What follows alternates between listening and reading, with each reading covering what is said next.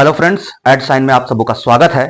और आज का जो टॉपिक है वो बहुत महत्वपूर्ण है और आज से जो क्लासेस जो होंगे हमारे वीडियो के माध्यम से वो भारतीय संविधान पर होंगे, पूरे इंडियन कॉन्स्टिट्यूशन पर होंगे, पूरे जो है वो भारतीय राज्य व्यवस्था पर होगी। एक बात आप लोगों को बता देना चाहते हैं कि पूरे भारतवर्ष में कहीं भी अगर कोई भी प्रदेश में कॉम्पिटिटिव एग्जाम होते हैं, चाहे वो हम बिहार की बात करें, झारखंड की बात करें, यूपी की बात करें, राजस्थान की बात करें, मध्य प्रदेश की बात करें या फिर हरियाणा की बात करें, पूरे भारतवर्ष में जितने भी जो हैं स्टेट हैं, उन 28 जो हमारे राज्य हैं और जो 8 केंद्र शासित प्रदेश हैं, अगर कहीं भी कॉम्पिटिटिव एग्जाम होता है तो उसमें भारतीय संविधान से प्रश्न अवश्य पूछे जाते हैं। और एक आम भारतीय नागरिक से भी हम यह अपेक्षा करते हैं कि उसे भारतीय संविधान का जो है वो ज्ञान जो है वो होना चाहिए। आपने अखबारों में और टीवियों में देखा होगा कि बड़े बड़े नेता और बड़े बड़े मंत्री जो हैं वो हाथ में भारतीय संविधान लेकर घूमते हैं। खैर, अब इसकी जानकारी उन्हें कितनी है कितनी नहीं है इस पर कोई टीका टिप्पणी नहीं करना चाहूंगा, लेकिन इतना अवश्य कहना चाहता हूं कि इस भारतीय संविधान को भारत का प्रत्येक आदमी को जानना चाहिए। और जो है आज से हमारा जो है भारतीय संविधान, भारत की राज्य व्यवस्था के संबंध में जो है वो क्लासेस जो है वो रेगुलर जो है दिए जाएंगे आपको वीडियो के माध्यम से, और वो बिल्कुल निःशुल्क होंगे। ठीक है, तो चलिए हम लोग स्टार्ट करते हैं। सबसे पहले हम लोग बात करेंगे कि आखिर भारतीय संविधान जो है, जो इंडियन कॉन्स्टिट्यूशन है, उसका विकास कैसे हुआ। तो इस बात को आप एकदम ध्यानपूर्वक सुन लीजिएगा, एकदम ध्यानपूर्वक। आम धारणा यह है कि भारतीय संविधान का निर्माण जो है उसको करने में 2 वर्ष 11 महीना और 18 दिन लगे, लेकिन सच्चाई केवल यह नहीं है। अगर हम भारतीय संविधान का निर्माण कैसे हुआ इसके इतिहास में जाएंगे, ये जो आज जो व्यवस्था चल रही है, आप प्रदेश स्तर पर जो देखते हैं जो राज्य व्यवस्था चल रही है, जो केंद्र स्तर पर जो राज्य व्यवस्था चल रही है, जो जिला स्तर पर जो व्यवस्था चल रही है, जो गांव में पंचायत स्तर पर जो व्यवस्था चल रही है, यह केवल आज की व्यवस्था नहीं है या आधुनिक समय की व्यवस्था नहीं है। यह चराचर हजारों सालों की एक सतत प्रक्रिया के पश्चात जो है व्यवस्था जो आज जो है वो बनी है, यह हजारों हजार साल से चल रही है। तो भारतीय संविधान का विकास भी जो है ना, उसको हम अगर गहराई से देखेंगे तो इसमें हजारों हजार साल लगे हैं। लेकिन हम आधुनिक भारत के संदर्भ में अगर पढ़ें तो जब ईस्ट इंडिया कंपनी का यहां शासन आया और पलासी के युद्ध और बक्सर के युद्ध के बाद बंगाल, बिहार, उड़ीसा और झारखंड क्षेत्र की जो दीवानी इनको प्राप्त हुई, जो अधिकार जो प्राप्त हुआ इन क्षेत्रों में, उसके पश्चात जो है वो ब्रिटिश सरकार जो इंग्लैंड में बैठी हुई थी, उन्होंने जो है ईस्ट इंडिया कंपनी के शासन पर नियंत्रण अपना स्थापित करना प्रारंभ किया। कारण यह था कि कंपनी में बहुत भ्रष्टाचार व्याप्त हो गया था, निजी अधिकारी स्वयं भी व्यापार करने लगे थे, रिश्वत लेने लगे थे, कंपनी जो है वो बहुत घाटे में जा रही थी। ठीक है, कंपनी बहुत घाटे में जा रही थी और कंपनी ने जो है वो कई मिलियन डॉलर जो है वो ब्रिटिश सरकार से जो है वो ऋण के रूप में ले रखा था। तो चूंकि कंपनी घाटे में जा रही थी, कंपनी ऋण ले रखी थी ब्रिटिश सरकार से, इसीलिए ईस्ट इंडिया कंपनी पर जो है प्रत्यक्ष रूप से वह धीरे धीरे जो है जो नियंत्रण जो है ब्रिटिश सरकार जो है वो एक एक एक्ट लाकर, एक एक अधिनियम लाकर उस पर नियंत्रण स्थापित करने लगी। और इसी अधिनियम के तहत जिसमें 1773 का रेगुलेटिंग एक्ट आया, महत्वपूर्ण जो मैं बता रहा हूं, 1784 का पिट्स इंडिया एक्ट आया, 1786 का एक्ट आया, 1793 का एक्ट आया, उसी समय उसके बाद 1813 का एक्ट आता है, 1833 का एक्ट आता है, उसके बाद आपका 1853 का एक्ट आता है, 1858 का एक्ट आता है, उसके बाद 1861 का आता है, 1909 का एक्ट आता है, 1919 का एक्ट आता है और अंत में 1935 का भारत शासन अधिनियम आता है और उसी भारत शासन अधिनियम के करीब 75% जो है 3/4 जो धाराएं हैं, 3/4 प्रावधान जो है को लेकर भारतीय संविधान का निर्माण किया गया। साथ ही साथ विभिन्न देशों के स्रोतों से जो है भारतीय संविधान का निर्माण जो है वो संविधान निर्माता कमेटी के द्वारा किया गया। ठीक है, विभिन्न एक्ट आए हैं।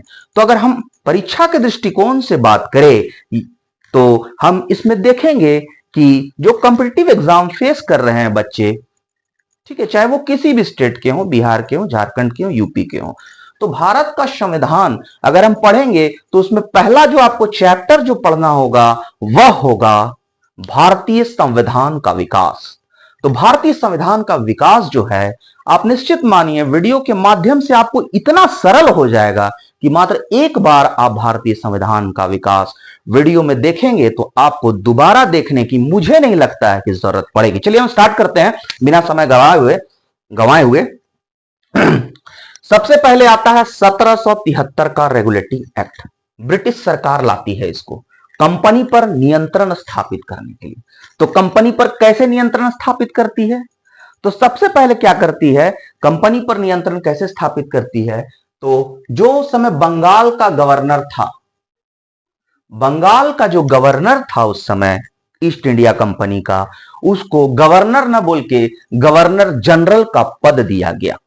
ठीक है, उसको गवर्नर जनरल का पद दिया गया और उसके साथ जो है उसके कार्यों में सहयोग करने के लिए 4 सदस्यीय कार्यकारिणी परिषद का गठन किया गया। ये गवर्नर जनरल और उनकी जो कार्यकारिणी परिषद थी, जिनका सबों का कार्यकाल 5 वर्ष होता था, मिलकर बहुमत के आधार पर निर्णय लेते थे, अपनी सत्ता का प्रयोग करते थे और बंगाल जो क्षेत्र है उसमें शासन करते थे। ठीक है, उस समय हम बतला देना चाहते हैं कि बंगाल में आज का बांग्लादेश भी शामिल था, आज का बिहार भी शामिल था, आज का झारखंड भी शामिल था, आज का उड़ीसा भी शामिल था। ठीक है दोस्तों, चलिए आगे चलते हैं। तो बंगाल के गवर्नर को गवर्नर जनरल का पद नाम दिया गया। ठीक है, और पहला जो गवर्नर जनरल था, जो सवाल पूछा जाता है कि पहला गवर्नर जनरल बंगाल का कौन था, तो वॉरेन हेस्टिंग को बनाया गया। ठीक है, चलिए बंगाल के गवर्नर को गवर्नर जनरल का नाम दिया गया। पहला गवर्नर जनरल वॉरेन हेस्टिंग था। बंबई व मद्रास के गवर्नर को इसी गवर्नर जनरल के अधीन कर दिया गया। जो मद्रास प्रेसिडेंसी थी और जो बंबई प्रेसिडेंसी थी, जिसमें भी अंग्रेजों का अधिकार था क्षेत्रों पर, तो उसके गवर्नर को बंगाल के गवर्नर जनरल के अधीन कर दिया गया। ठीक है, कलकत्ता वर्तमान में कोलकाता का पुराना नाम जो था फोर्ट विलियम था। ठीक है, तो फोर्ट विलियम प्रेसिडेंसी में ऐसी सरकार की स्थापना हुई जिसमें गवर्नर जनरल व उसकी परिषद, 4 सदस्यीय परिषद, कार्यकाल 5 वर्ष, बहुमत के आधार पर निर्णय लेते थे व सत्ता का प्रयोग करते थे। हमने बता दिया आपको कि कलकत्ता वही बंगाल में जो कलकत्ता में एक सरकार की स्थापना हुई, ठीक है, जिसका पुराना नाम फोर्ट विलियम था। तो बंगाल के फोर्ट विलियम में गवर्नर जनरल व उसे सहयोग देने के लिए 4 सदस्यीय कार्यकारी परिषद की स्थापना हुई, गठन हुई, जो कि जो है बहुमत से निर्णय लेते थे और अपनी सत्ता का प्रयोग करते थे। क्या नियम बनेगा शासन में, क्या कानून बनेगा, क्या नीतियां बनेगी, क्या योजनाएं बनेगी, इसका निर्णय लेते थे, काम करते हैं। अभी 2 पॉइंट हमने देखा। 1773 के रेगुलेटिंग एक्ट के तहत बंगाल का गवर्नर जनरल बन गया। पहला गवर्नर जनरल वॉरेन हेस्टिंग था। ठीक है, मद्रास प्रेसिडेंसी के गवर्नर और बंबई प्रेसिडेंसी के गवर्नर को बंगाल के गवर्नर जनरल के अधीन कर दिया गया। दूसरा पॉइंट। तीसरा पॉइंट, कल फोर्ट विलियम में एक ऐसी सरकार की स्थापना हुई जिसमें बंगाल का गवर्नर जनरल अपनी कार्यकारी परिषद 4 सदस्यीय के साथ मिलकर बहुमत के आधार पर निर्णय लेता था, काम करता था, अपनी सत्ता का प्रयोग करता था। ये हमने एक साथ जो 1773 के एक्ट के तहत जो बंगाल के गवर्नर जनरल का जो प्रावधान था उसको हमने एक पॉइंट में कर दिया। ठीक है। अब नेक्स्ट क्या हुआ कि ब्रिटिश सरकार इस ईस्ट इंडिया कंपनी पर नियंत्रण रखने के लिए क्या किया कि बोर्ड ऑफ डायरेक्टर जो पहले से चल रहा था, इसका पहले कार्यकाल था 1 वर्ष, जिसको बढ़ाकर कर दिया 4 साल, 4 वर्ष कर दिया। तो बोर्ड ऑफ डायरेक्टर की स्थापना हुई। 1773 के रेगुलेटिंग एक्ट के तहत बोर्ड ऑफ 24 सदस्यीय बोर्ड ऑफ डायरेक्टर की स्थापना हुई, जिनका कार्यकाल 4 वर्ष होता था। इन 24 में से 1/4 सदस्य जो है वो प्रति वर्ष रिटायर्ड हो जाते थे, यानी कि 6 सदस्य प्रति वर्ष रिटायर्ड हो जाते थे, यानी कि 6 सदस्यों का प्रति वर्ष चुनाव होता था। ठीक है, प्रति वर्ष चुनाव होता था। अब चुनाव कैसे होता था उतनी जटिल प्रक्रिया में जाने की आवश्यकता नहीं है, क्वेश्चन नहीं पूछे जाते हैं और उतना जटिल में जानना नहीं है। जो मुख्य बातें हैं उनको ही जानना है। हमको यह भी ध्यान रखना है कि क्या हमको जानना है, क्या हमको समझना है, किस चीज को पढ़ना है और किस चीज को छोड़ना है, यह भी बहुत महत्वपूर्ण है। तो ठीक है, इस ईस्ट इंडिया कंपनी पर नियंत्रण रखने के लिए बंगाल के गवर्नर को गवर्नर जनरल तो बना दिया गया और उसके सहयोग के लिए कार्यकारी परिषद की स्थापना भी कर दी गई। साथ ही ईस्ट इंडिया कंपनी पर नियंत्रण रखने के लिए इंग्लैंड में जो ब्रिटिश गवर्नमेंट थी, ब्रिटिश सरकार थी, जो क्राउन का शासन चल रहा था, उसने क्या किया कि एक 24 सदस्यीय बोर्ड ऑफ डायरेक्टर्स की स्थापना की। वो बोर्ड ऑफ डायरेक्टर्स जो है वो उसका कार्य था कि कंपनी का भारत में क्या इनकम है, क्या राजस्व है, क्या सैनिक गतिविधियां हैं, क्या सिविल मामले हैं, क्या नागरिक मामले हैं, इस पर रिपोर्ट देना था उसको। तब इसका मतलब ईस्ट इंडिया कंपनी पर धीरे धीरे लगाम जो है वो ब्रिटिश सरकार, ब्रिटिश संसद या क्राउन जो है वो 1773 यानी कि 1764 के बक्सर युद्ध के महज 9 सालों के बाद ही जो है उस पर कंट्रोल स्थापित करना प्रारंभ कर दिया। ध्यान दीजिएगा, 1773 के रेगुलेटिंग एक्ट से ही कंपनी, ईस्ट इंडिया कंपनी पर कंट्रोल स्थापित करना ब्रिटिश गवर्नमेंट चालू कर दिया और उसने बोर्ड ऑफ डायरेक्टर की स्थापना की, जो कंपनी का भारत में क्या इनकम है, क्या राजस्व है, क्या सैनिक गतिविधियां, क्या सैनिक मामले हैं, क्या नागरिक मामले हैं, उसको रिपोर्ट देना आवश्यक था। ठीक है, यही हमने लिखा है। एक आप लोग जो है ना, एक इसका स्क्रीनशॉट ले लीजिए। ठीक है,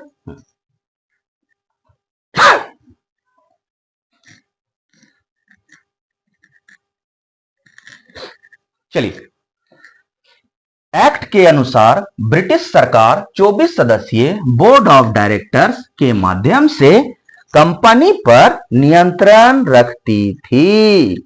प्रति वर्ष 1/4 यानी 6 सदस्य रिटायर्ड होते थे।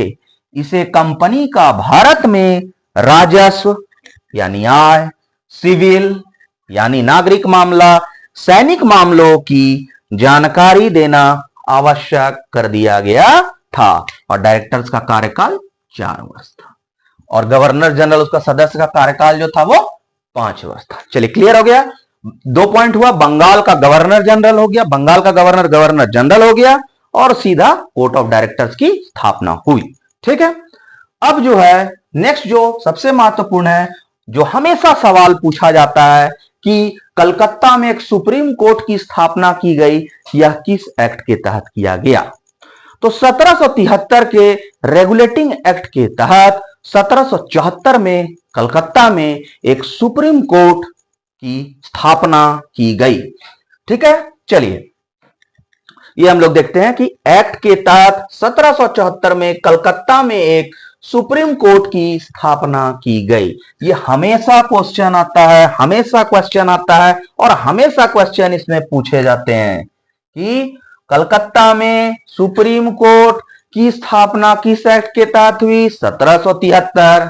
बंगाल का गवर्नर जनरल सबसे पहला कौन था? Warren Hastings. बंगाल का गवर्नर को गवर्नर जनरल किस एक्ट के तहत बना दिया गया? 1773। कोर्ट ऑफ डायरेक्टर की स्थापना किस एक्ट के तहत की गई 24 सदस्यीय? तो 1773। 3-4 सवाल हो गया। ठीक है, यही सब क्वेश्चन पूछे जाते हैं।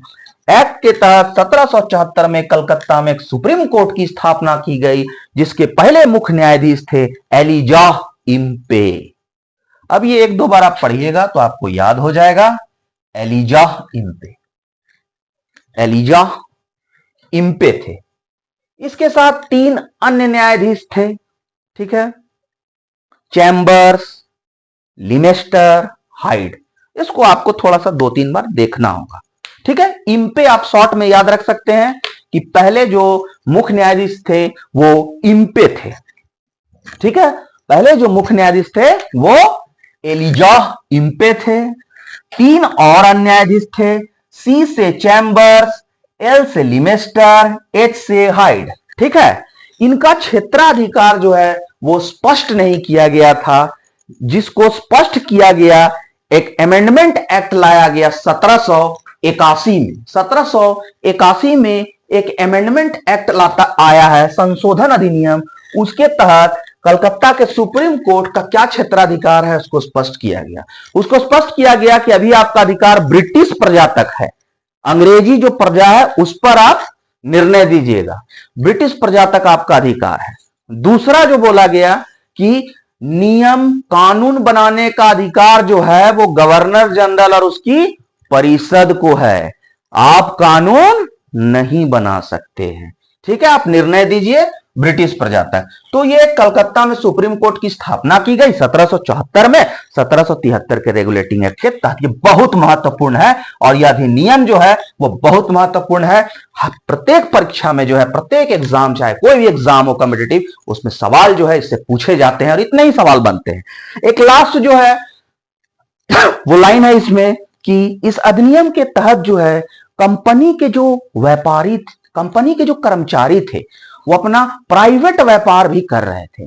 तो जब आप कोई किसी कंपनी के ऑथराइज्ड जो हैं, वो आप कर्मचारी हैं, पदाधिकारी हैं, ऑफिसर हैं, वहां काम करते हैं, तो आप अपना निजी धंधा, निजी व्यापार फिर कैसे कर सकते हैं? लेकिन कंपनी के साथ भ्रष्टाचार करके अपना निजी व्यापार भी कंपनी के कर्मचारी लोग कर रहे थे, अनेक तरह के उपहार ले रहे थे, रिश्वत ले रहे थे, कंपनी में भ्रष्टाचार व्याप्त हो गया था। इसी को प्रतिबंध लगा दिया गया। हमने आपको पहले भी बताया था, यह कंपनी के कर्मचारियों पर उनके निजी व्यापार, उपहार, रिश्वत लेने पर प्रतिबंध लगा दिया गया। ठीक है, हो गया 1773 का रेगुलेटिंग एक्ट। बंगाल का गवर्नर गवर्नर जनरल बन गया। पहला गवर्नर जनरल वॉरेन हेस्टिंग्स हो गया। उसकी सहायता के लिए कार्यकारी परिषद थी 4 सदस्यीय। ठीक है, उसके बाद क्या हुआ? कोर्ट ऑफ डायरेक्टर की स्थापना की गई 24 सदस्यीय। वह जो है भारतीय कंपनी के भारतीय राजस्व, सैनिक और सिविल मामलों में रिपोर्ट करता था ब्रिटिश सरकार को। तीसरा महत्वपूर्ण हो गया, कलकत्ता में सुप्रीम कोर्ट की स्थापना होगी। चौथा जो हो गया वो हो गया कंपनी के जो निजी अधिकारी थे, कर्मचारी थे, वो रिश्वत उपहार नहीं ले सकते थे, अपना निजी व्यापार नहीं कर सकते थे। चलिए, 1773 में के एक्ट में जो कमियां थी उस कमी को दूर करने के लिए 1781 में जो है वो एक संशोधन एक्ट लाया और उस संशोधन एक्ट के तहत जो है वो कहा गया कि जो सुप्रीम कोर्ट है उसके अधिकार क्षेत्र को स्पष्ट कर दिया गया कि आपका इतना ही अधिकार क्षेत्र है ब्रिटिश प्रजा तक।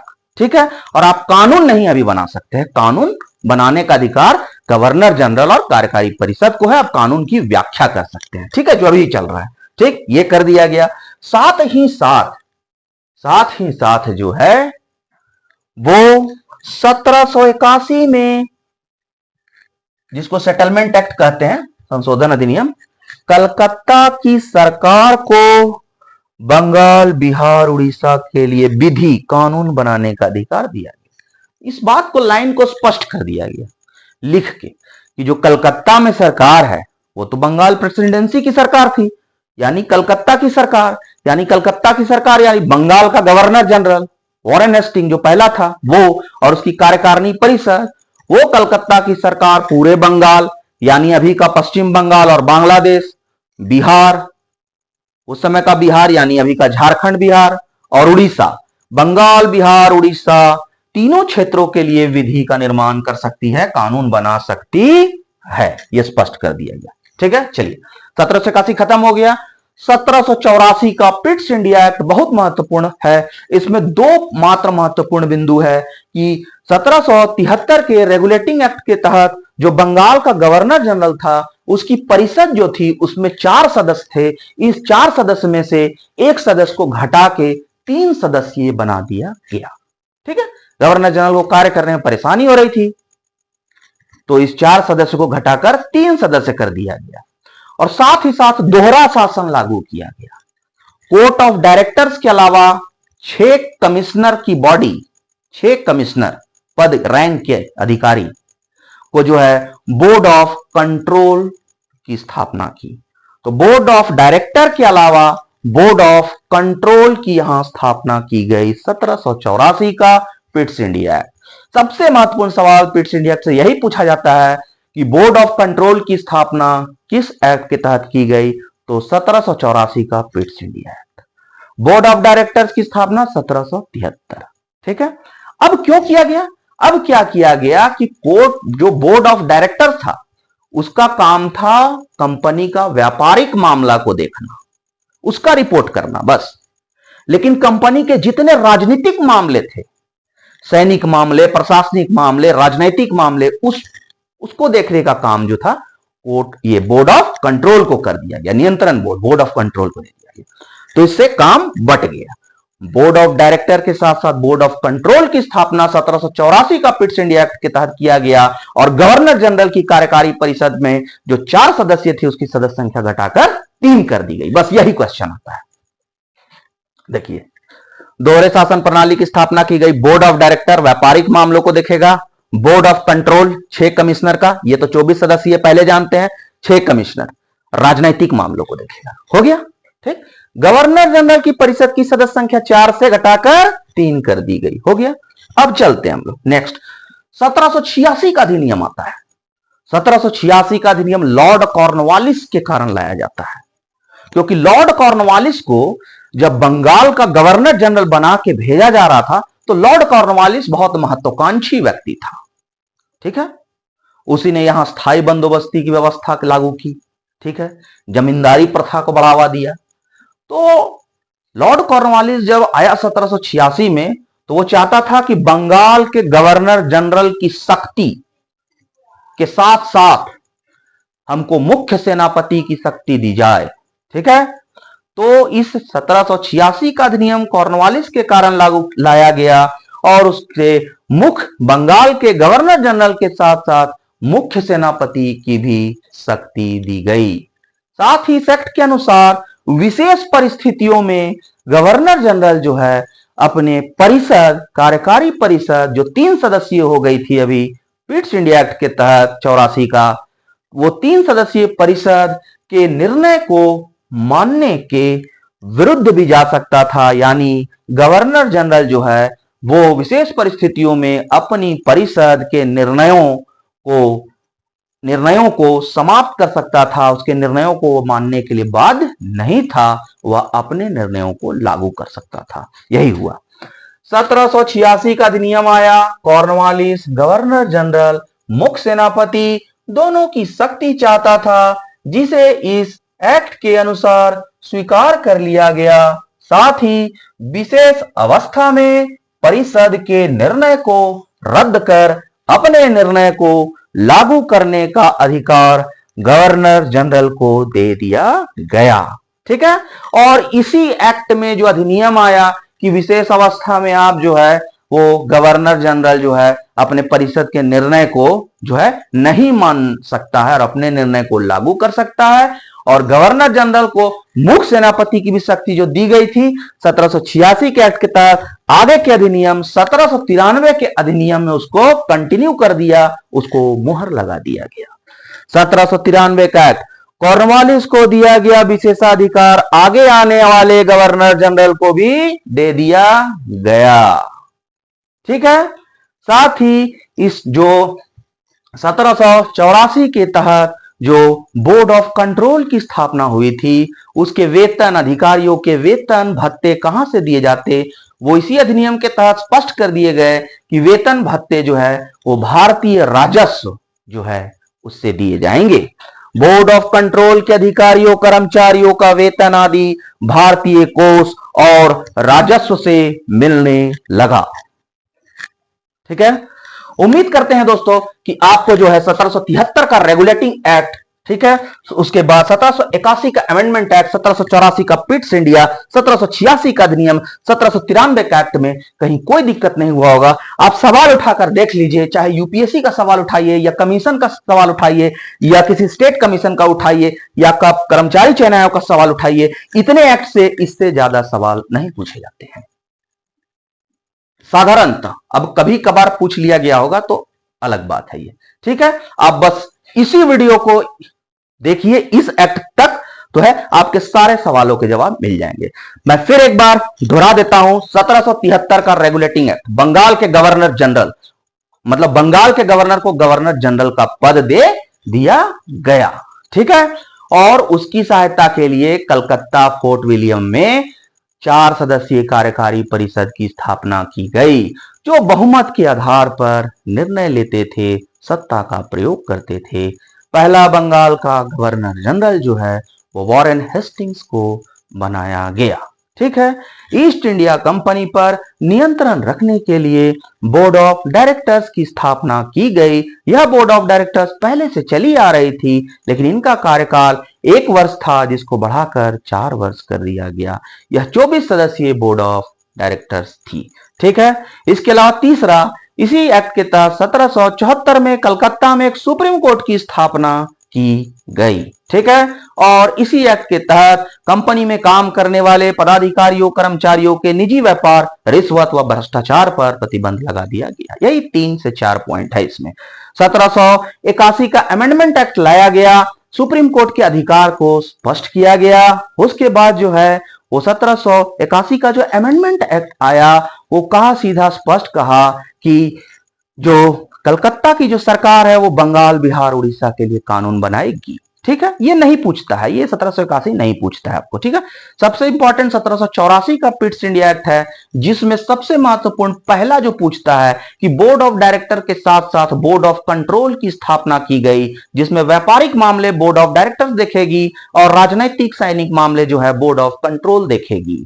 साथ ही गवर्नर जनरल में 4 सदस्यीय परिषद को घटाकर 3 कर दिया गया। यही 2 सवाल। 1786 लॉर्ड कॉर्नवालिस के द्वारा लाया गया एक्ट था, जिसके तहत कॉर्नवालिस को बंगाल के गवर्नर जनरल के साथ साथ मुख्य सेनापति की भी शक्ति की भी अथॉरिटी, ताकत जो है वो प्रदान की गई। और साथ ही विशेष परिस्थितियों में गवर्नर जनरल जो है वो कार्यकारी परिषद के निर्णय को मानने के लिए बाध्य नहीं था, वह अपने निर्णय को लागू कर सकता था। यही अधिनियम 1793 के एक्ट में से आगे आने वाले समस्त गवर्नर जनरल को यही ताकत, यही अथॉरिटी दे दिया गया, मुख्य सेनापति और बंगाल का गवर्नर जनरल दोनों को। ठीक है। और 1793 के एक्ट के तहत बोर्ड ऑफ कंट्रोल, जिसकी स्थापना 1784 के पिट्स इंडिया एक्ट में हुई थी, वही बोर्ड ऑफ कंट्रोल 6 सदस्यीय, 6 कमिश्नरी जो थे, 6 कमिश्नर थे उसमें, तो यही बोर्ड ऑफ कंट्रोल के वेतन भत्ते पदाधिकारियों, कर्मचारियों के भारतीय राजस्व से दिए जाएंगे, यह तय हुआ। यहां 1793 का एक्ट जो है वहां तक हमने आपको पढ़ा दिया है। अगला हम लोग जो चलेंगे वो 18 बहुत महत्वपूर्ण एक्ट है, 1813 का एक्ट, 1833 का एक्ट और 1853 का एक्ट। 1858 तक, मतलब 57 के विद्रोह के बाद 1858 तक का एक्ट जो है हम लोग अगले वीडियो में देखने का प्रयास करेंगे। ठीक है। धन्यवाद। जय हिंद, जय भारत।